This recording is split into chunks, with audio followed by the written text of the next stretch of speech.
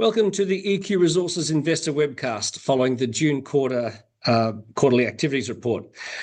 We have a lot to cover today, which will include the global tungsten market update, some operations report on Barruecopardo in Spain, Mt Carbine in northern Queensland, an exploration update, the financial performance, and some coverage of the US listing briefing, which was announced recently on the ASX. We are joined here today to walk through this report with the CFO, Mr. Jono Kort, and the Managing Director, Mr. Craig Bradshaw. So welcome, gentlemen. And Craig, let's get started. After three successive quarters of progress, what has fundamentally changed at group level? Yeah, thanks, Peter, and thanks for people for joining the webinar. Look, we continue to improve across our business. Both operations, our material movements for the June quarter were good. Disappointingly, we didn't produce as much as what we would have liked to, and largely that's as a result of the 1 in 50-year rain event that we had in January, February in Spain. That then it took us all of the 6 months to actually resolve that, get the water out of the pit, and then get back into the base of the pit. From around the 8th of July, we had the first blast. We had first order of the processing plant in Carbine, at Barruecopardo on the 10th of July. And we're back into now the area we were in the December quarter 2025, and we're already seeing the step up in performance from that. And so it was a solid quarter, and Jono will talk to the revenues and cash. So it was a solid quarter, but not as good as what our own expectations were of ourselves. But we had a variety of external factors that impacted on that performance. There's been some activity in the tungsten market globally during the quarter. Give us an overview about what's been going on and what does it mean for EQ? Yeah, look, the market's been steady. So from a concentrate perspective, and APT prices for the quarter were steady at 2,900 to the low 3,000s on the high. July, it's actually ticked up on the low side to 3,000, up to 3,270 on the high. And so, for most of the quarter, the tungsten price has actually gone sideways, which is good. It means that the market, we think, has found a balance. We have seen, from a scrap perspective, scrap prices have come down. That seemingly looks to be Chinese withdrawing from buying scrap in the Western markets, given the price differential between domestic prices and offshore prices. Equally, we have seen a step up, in particular from Japanese and Koreans buying scrap, and pretty much everyone has got their scrap lines full in terms of processing. But their concentrate lines are still short of capacity, and obviously we produce concentrate, so from that perspective there's been no impact on our demand. We're still in a situation where we're delivering into backlogs. All customers want as much material as they can get. We did have the opportunity as we headed into July to sell a couple of containers spot. The spot market was very healthy for those containers. We received offers for that in the tune of 95% payable on the low, so 95% payable on the mid, which is effectively around 100% of the low for concentrate. So we're effectively getting paid APT price for concentrate on the spot market because of the tightness. And I think that's what's led to the executive order coming out from Trump's office in the last 24 hours, delegating authority to the Department of Commerce to restrict the export of scrap and scrap materials containing critical minerals from the US to other jurisdictions, demonstrating this the market remains tight for critical minerals and in particular for tungsten. And EQ is producing that critical mineral. So let's move on to a bit of an operational update and give us a bit of a discussion and a walkthrough Barruecopardo and how it performed during the period. Yeah, look, the team have done a really good job there. The 1 in 50-year event. You got a pit that's started the 6 months with 1.9 meters of water in it. They came up with an innovative solution to have an in-pit sump in the northern end, and we then pumped the water out of the base of the pit up into that sump.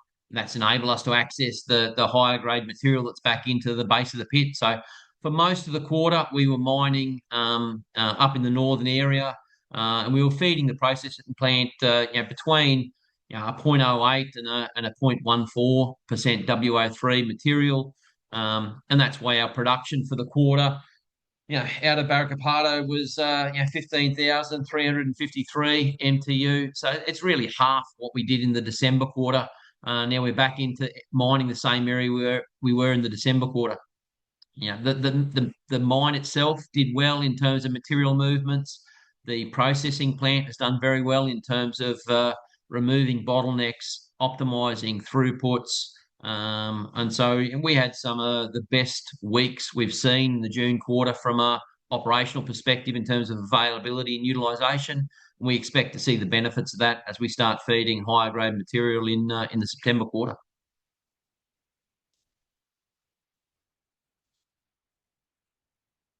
You're on mute, Peter. I'm muted there, yep. What about the position of the Salamanca Water Management Notice, the temporary measures and expected cost implications from that?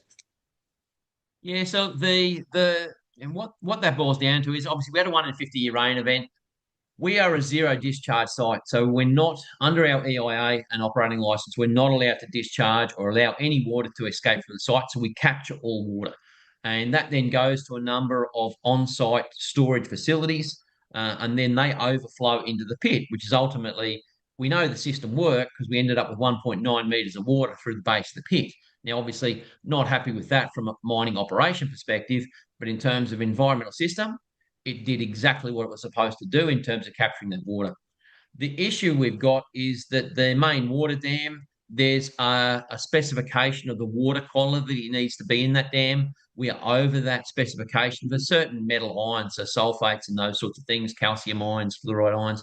And so within that, we have to treat that water and then put it back into that dam. And so we've got a capacity issue in terms of all of our dams are full. We had water in the pit.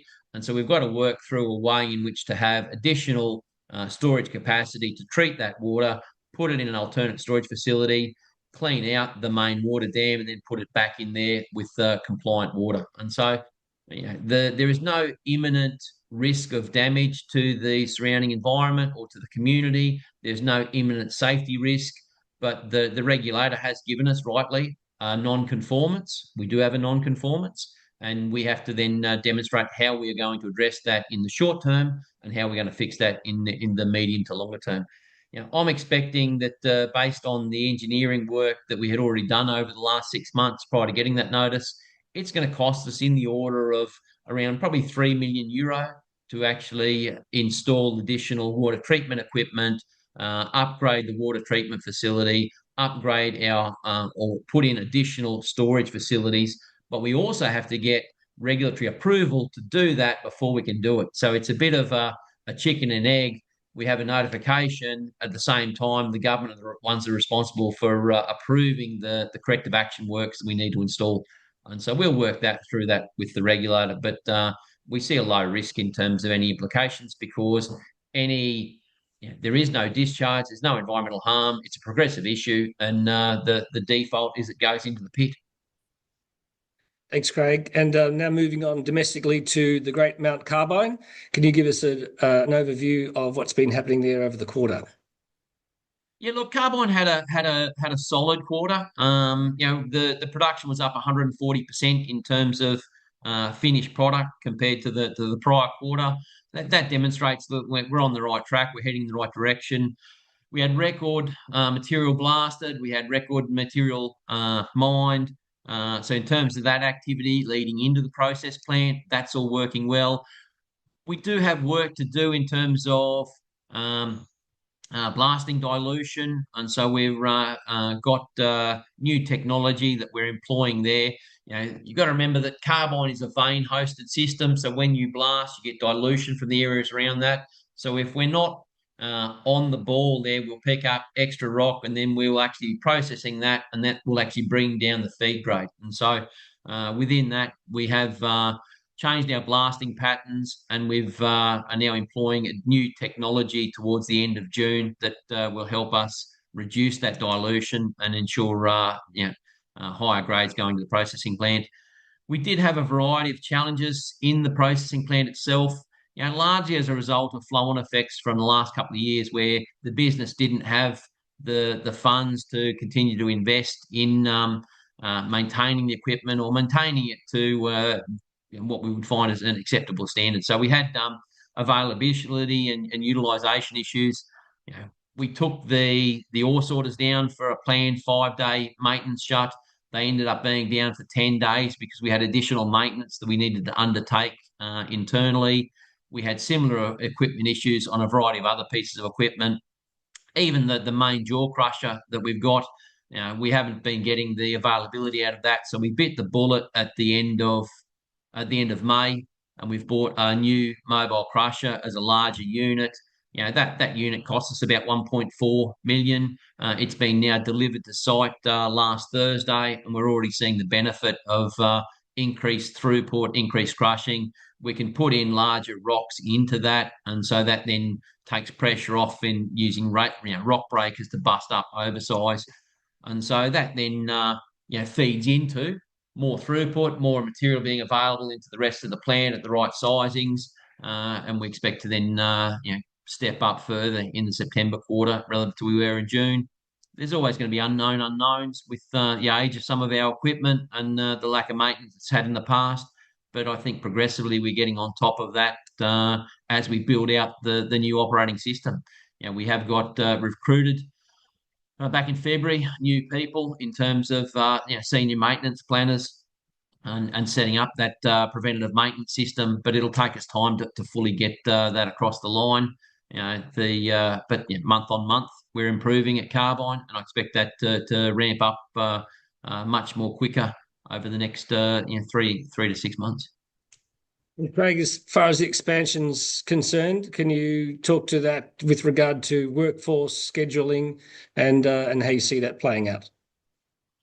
Yeah, look, it's on track at the moment, and so we've started earthworks, we've started concrete pours for certain pads.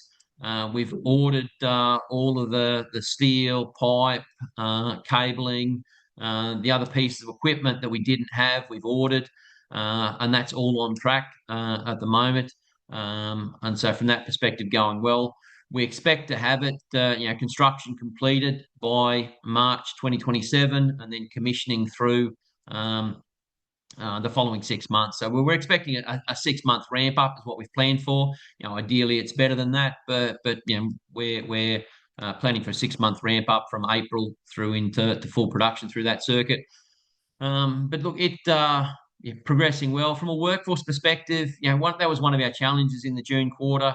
We had a combination of we instituted new workplace health and safety requirements, requiring everyone to have be fully shaven and to wear a mask to protect themselves from quartz dust or dust.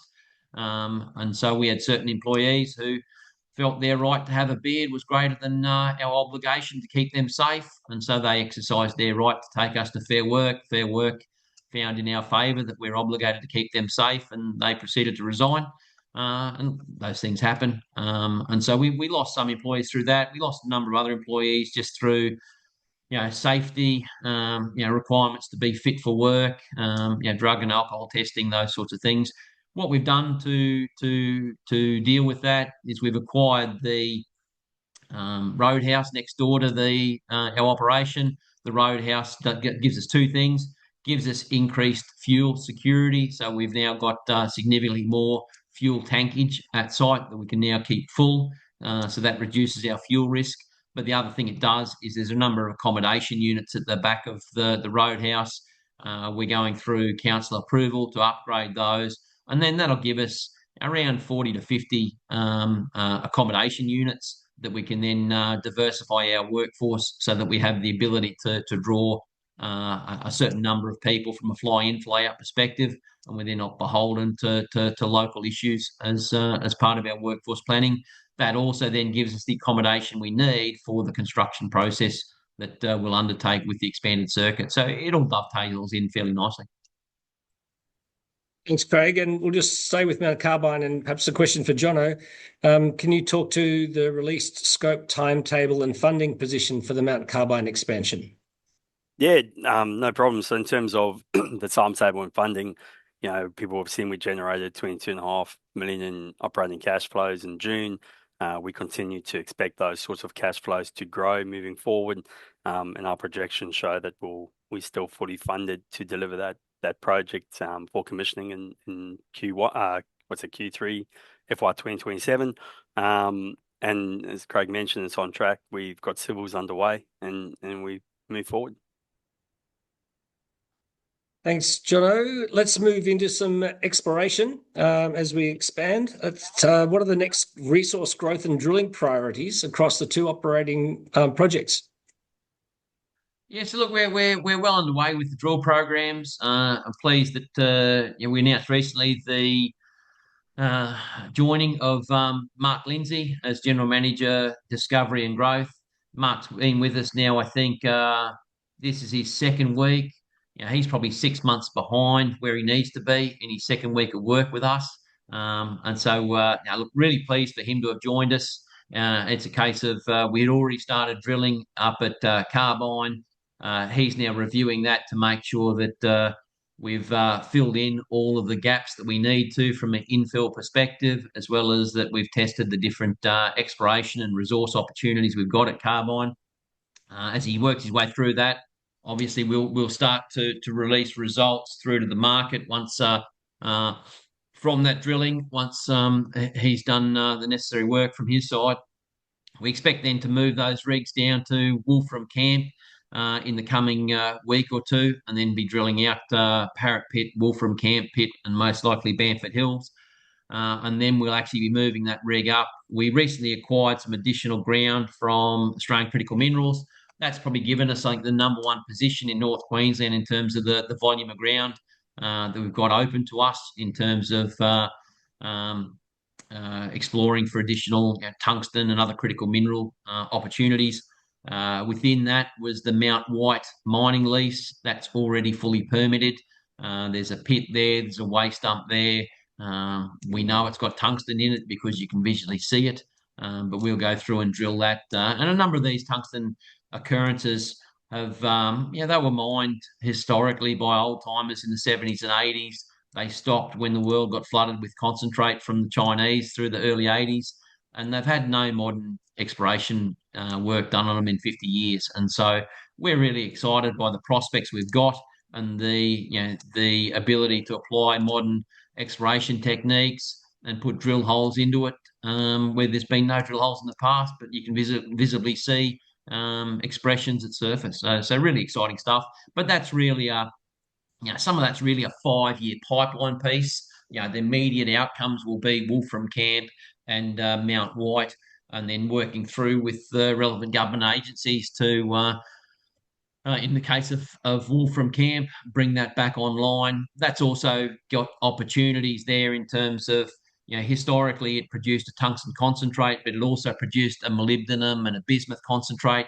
We know both of those, and in particular bismuth is on the critical and strategic minerals lists for a lot of governments because of the various applications it goes into. Molybdenum is in a number of critical and strategic minerals for different countries, not for the US. But we see a lot of opportunity there once we do the drilling, do the work, and then we'll get a plan. But initially all of the tungsten would be mined, crushed, sorted, and brought through to Carbine for processing. To that end, we've recently ordered a mobile sorter that we expect to take delivery in the next 4 to 8 weeks. That'll immediately be put into service at Carbine to assist our upgrading of ore and the low-grade stockpile at Carbine. But also then ultimately that feeds into our hub and spoke strategy. So we are acquiring equipment to enable us to act on that strategy in the shorter term. Craig, Wolfram Camp and Mt Carbine together, and the development of those two assets make Queensland a critical supplier of these minerals to the Western world. How's the response and support from the government that you're seeing? Yeah, it's been actually really good. The Queensland government is certainly positioning itself to be a core supplier of critical minerals into the rest of the world. I've been asked to attend a delegation with the Queensland Premier into Washington early in September, which is all about discussions around critical mineral supplies. But certainly the government is looking to fast track developments, particularly where they are from, previously abandoned mines where, there's obviously significant disturbance already in existence. And we're seeing really good support. We've had a number of multidisciplinary meetings with different Queensland government agencies, and that's been really good. They've been really supportive. To be honest, I can't speak highly enough of the proactive nature within which they're working with us in that end. And the government's also making funding available from a point of view of grants. And the way we would like to see that used is, I think we're in a situation now with the cash we're generating that we can fund, the developments from our own assets without leaning on Queensland government funding for the assets themselves, because that also then has certain restrictions and requirements on them. But we'd see the opportunity to have that money deployed to upgrade roads, bridges, power infrastructure to our operating sites, as benefiting both the company but also benefiting the community and making the community safer. A lot of areas in North Queensland get cut off during cyclones and flood events, both at bridges and roads. We see there's opportunity there to upgrade that as part of this that, yes, benefits us as a company, but it also benefits the community. And we think that's the right way for government funding to be utilised in that part of the world. Good to have that sort of support. Moving to some financial queries here. Probably for Jono. Barruecopardo's averaged realised price was US $1,763 per MTU, while the quarterly APT low benchmark averaged $2,900 US per MTU. Does this imply a roughly 40% haircut? And is the $12.2 million invoicing error linked to that? Thanks, Peter. Yeah, look, unfortunately, we did pick up that administrative error on how we deal with a critical customer, a specific customer, I should say. Yes, the average realised price is linked to that invoicing error. As we've said, we expect that to be resolved amicably in a timely manner as we work through with that customer. He's been a long-serving customer with us. I think how it was picked up, we've been investing in standardizing and integrating our business. And this is one of those things, unfortunately, that did come up as we move forward on setting the platform for our growth of standardized ERPs and standardized systems and more integration. I think the most important thing for us is yes, it was disappointing, but how we address it. And on the same token, where we were 12 months ago to where we are today, we're years away from on a financial performance position. Revenues are 140% up from FY25. We had, excluding that 12.2 million US, we had a record 79 million revenue in June. And we expect to see that to continue to grow and to continue to flow into cash flows moving forward. Thanks, Jono. And what is management's expected unit cash cost trajectory as production ramps and strip ratios improve? Yeah, so look, But before we jump into that, I just want to also add, we also expect that customer to be paying that 12.2 million US, right? And so that is in discussions at the moment. They have been invoiced because it's invoiced error. The contract is clear, and we'll be coming for our money.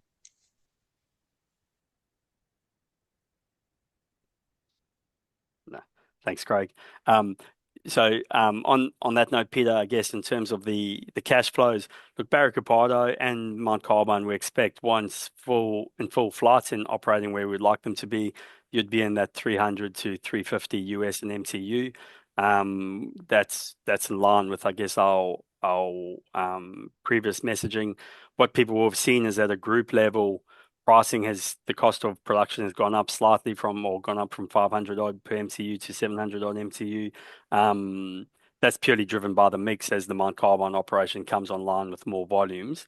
We'll see that, but those then pricing will come down as it starts to hit its straps with the maximum targeted production being delivered. And how does the operating performance flow through to cash and your funding capacity? Yep. So again, we produced 28,000 MTUs in the June quarter. We generated 22.5 million just in the June quarter alone.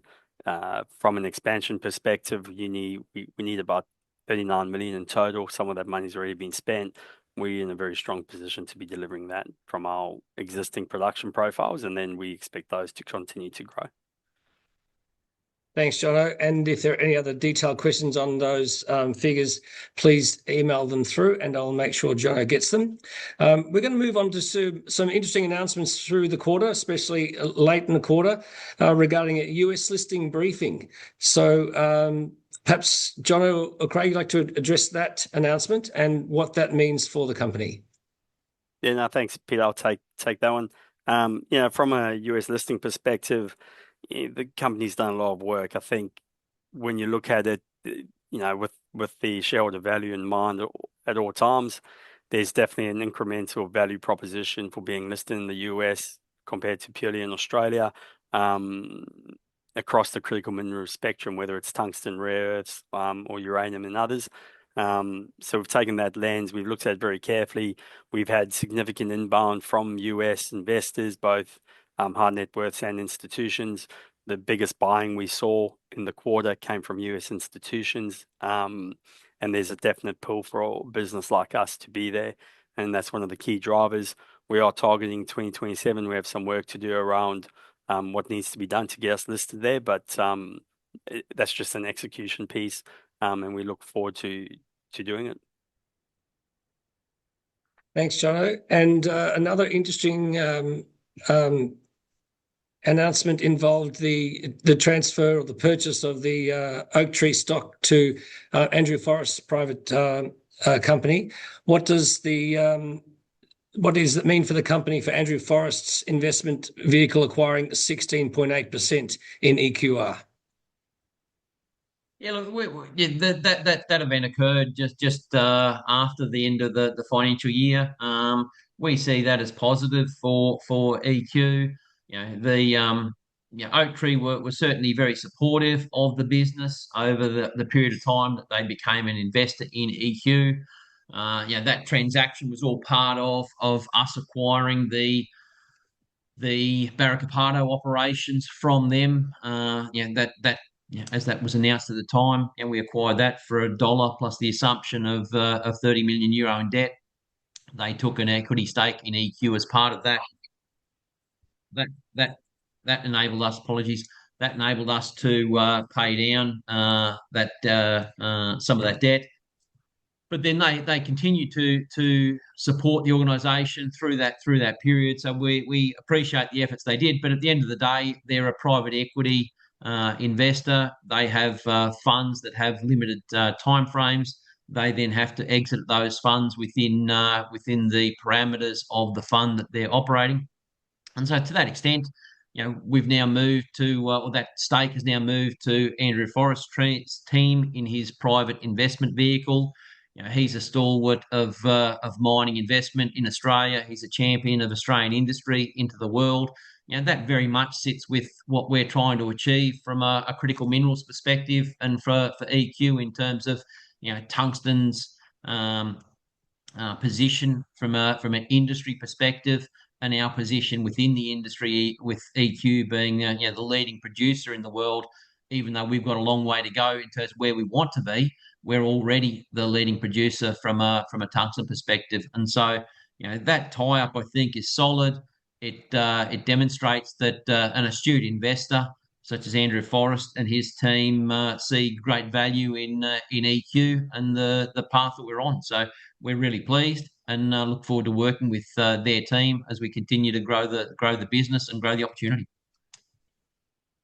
A good and mining-focused partner to have on the register, that's for sure. Some questions coming through here regarding the spot price market. Craig, what's your view on the spot price market? Is it open, transparent, and deep market, or do you feel that it can be driven by lack of supply or sales to influence the movement? Is it a solid pricing environment, do you think? Yeah, look, I think the price is at the end of the day, I think the price is the price. I think it's quite reasonable in terms of where the price is at the moment. It's sitting around that 3,000 to 3,270. The It is a PRA system. So Fast Markets is a public reporting system, and Fast Markets report on the data they get from either buyers and sellers in terms of presenting invoices, names blacked out, but invoices in terms of what sales occurred. It's probably there's less liquidity in that market at the moment, and that's because there's just straight up a shortage of material. And so material that references the benchmark is not included because it would be a circular reference. And so it is only spot material that gets reported from an APT sale perspective. And where there is a lack of a shortage of that APT sales, then you can find that the price doesn't move upward or downwards because there's just a lack of liquidity or a lack of trades to justify it moving. And in that situation, it will sit flat. And so I think the shortage in the concentrate market is offset somewhat by, there is a lot of scrap available at the moment. People are running their scrap circuits at full capacity, and that then gets converted into APT and sold as APT. So the fact that it's bought at scrap price is irrelevant. It's getting sold at the APT price. And so that APT price is a combination of what comes from scrap or comes from concentrate. And so, I think that the price is fairly reflective of where the market is at the moment. I know that there is resistance from downstream in terms of higher prices, except where they've got certain applications where there is no material available. Certain customers will pay whatever price is required because the finished product is worth so much from an output perspective that the price is inelastic. And so it depends on what market it's going into and whether customers will wait and for their production runs to meet certain requirements. And we do know that there are customers who, I've had calls from customers in Australia who are ringing up to say that they're chasing 30 kilograms or 50 kilograms or 100 kilograms of certain fusion tungsten carbides or cast tungsten carbides or spherical cast tungsten carbides or certain grades of tungsten metal powder or welding powder that can't get it at the moment. They've been advised that they won't get supply for 12 months because of backlogs with downstream producers. So there's certainly a shortage still in the downstream end-use market that still needs to be fulfilled at some point. And so, there's certainly pressure. It's not a large market like an iron ore, copper or gold market. Much of it would be contractually sorted. Where does EQ Resources sit between the spot market and contractually arranged prices to customers? Yeah, look, at the moment, we're pretty much 100% sold from a contract perspective, volume wise. We've got a backlog of material to deliver into a number of contracts. We did have a circumstance where a customer wasn't able to take a couple of containers, and we put that into the spot market in July. And that also then feeds into our sales and distribution agreement that we've got with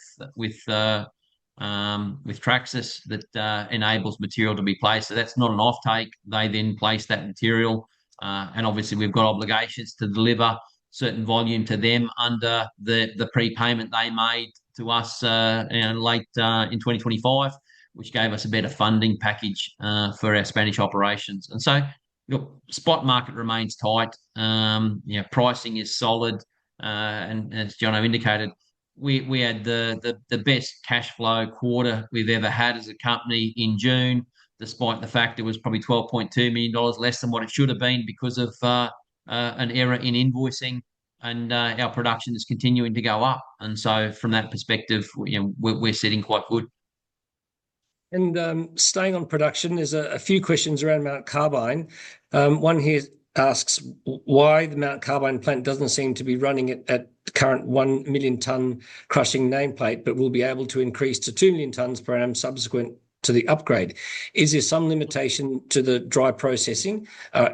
What is your outlook for Mt Carbine?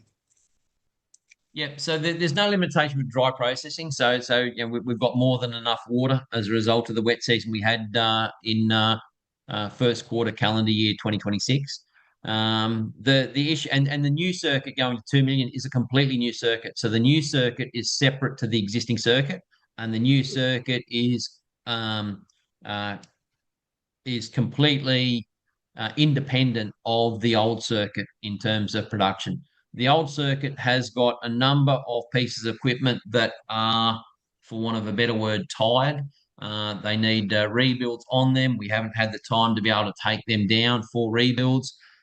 Take our jaw crusher, it needs a rebuild. It would be offline for 6 weeks to do that rebuild. And that's where, having bought the new and taking delivery of the new mobile crushing unit, we're now in a position to be able to take that other crushing unit offline, do that rebuild, and get the availability up. Availability on that equipment should be 80+%. Ours has been running probably 60 on a good day, and so it's those sorts of challenges. Equally, we've got a cone crusher that is critical piece of equipment to our operation. And we haven't had the spares that we should have had for that because we never had the money. And so those spares have been ordered. They are now being received. The intention is that we'll have a roadable spare so that when we need to take the high-grade cone crusher offline, we can then slot in the alternate unit, and that way we lose 24 hours as opposed to potentially 5, 10 or 15 days, depending on what the nature of the rebuild or the maintenance that's required. And so those are the things where a lot of our circuit is linear. And so you have different pieces of units that if they fail, it takes the whole circuit down. And quite simply, the business has never had the money to invest in having redundancy in that circuit. Now we're installing redundancy in that circuit in the short term to ensure that we've got that availability, got that utilisation, because production is worth so much to us. But it takes time to order equipment, get the equipment, install the equipment, and then get that ongoing availability. So, at the moment, we could have a good month and then have a poor month, right? We just haven't got that reliability in place. It's certainly better today than what it was 6 months ago. It'll be better next week than what it was last week. It is a continuum. And then the new circuit being built right beside this is brand new and won't have any of those issues that we've got in the current circuit. But like I said, production month on month is increasing at Carbine, just not increasing as quickly as I would have liked. Thanks, Craig. Mr. Forrest invested in the business because he expects it to be a great investment with a good long-term outlook and growth story for himself, which aligns with some of the recent research reports we've seen coming out, which have significantly higher prices attached to the company from against which it's trading today. Was Mr. Forrest offered a board seat? Would you welcome him on? And perhaps comment on where the price is today compared to what some analysts see as the value. It's under the rights that Andrew Forrest's team has acquired, or Andrew Forrest has acquired. They're entitled to a board seat. My understanding is that they will be exercising that right, and they will be appointing, or Andrew will be appointing someone to join the board in due course. We'll wait to see who that person is. I suspect Andrew is a very busy person across his empire, and so I don't expect it would be Andrew who will be joining our board. It will be one of his people.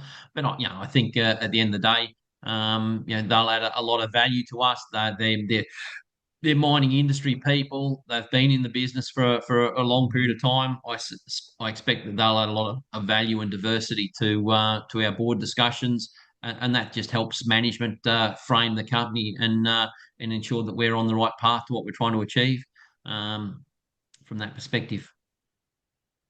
Well, it's been a pretty good quarter for shareholders. I'm sure that the company is now very well positioned to take advantage of a very healthy tungsten price environment. What can we look forward to in the coming quarter? One of the questions we get is around guidance, and so I missed a piece. I'm not at liberty to comment on the share price or what analysts indicate the share price. My job's to run the business, right, and to run the business and make sure management are doing all the things that they can do to maximise the opportunity we've got. And then the market does whatever it's going to do in terms of evaluation based on what we produce from a revenue, an EBITDA, and a cash flow perspective. And so our focus is on the things we can control. We control the business. We don't control what investors choose to invest at or not. But in terms of the future, we still have a restriction at the moment from the ASX, which I find amusing. I don't really find amusing. I find it frustrating, to be honest, that we're not in a position to give guidance because they still classify us as an explorer as opposed to a producer. We needed to do two things. One, we need to get the going concern qualification removed from the audit. We expect that will be done as a result of the audit that's been undertaken on our results at the end of June, given the cash generation and the cash we've got in the bank and the positive working capital we've got relative to where we've been. And the other then is that they gave us a requirement that we were to show 3 consecutive quarters of positive cash, which I find odd, but I would expect by the December quarter we'll have achieved that. We will be going back to the ASX because we think it's unreasonable that we can't give guidance. And it's from a point of view of, if you want to keep markets fully informed, and we're on the cusp of doing some achieving some extraordinary results and ongoing records from a business perspective, I think it's reasonable that investors can expect that we're actually providing guidance as to what that looks like. But at the moment, we're restricted from doing so. So we've got some challenges to work through there with the ASX. On the whole, the ASX is supportive, but there's a few idiosyncrasies that, to be honest, from my perspective, don't make sense in terms of keeping a fully informed market. But at the end of the day, I'm not the regulator, and we'll have to work through those. All right. Well, thank you, gentlemen, for your report today. This video or this webinar has been recorded and will be available for distribution following. If you have any other questions that weren't covered today, please email them in to peter@nwrcommunications.com.au, and I'll see that they'll go to management. Thanks very much, Jono and Craig, for joining us today, and we look forward to hearing some of those great numbers in the future. Thank you all. Thank you for tuning in. Appreciate it. Thanks, everyone. Thanks, Peter. Stay safe. Thanks.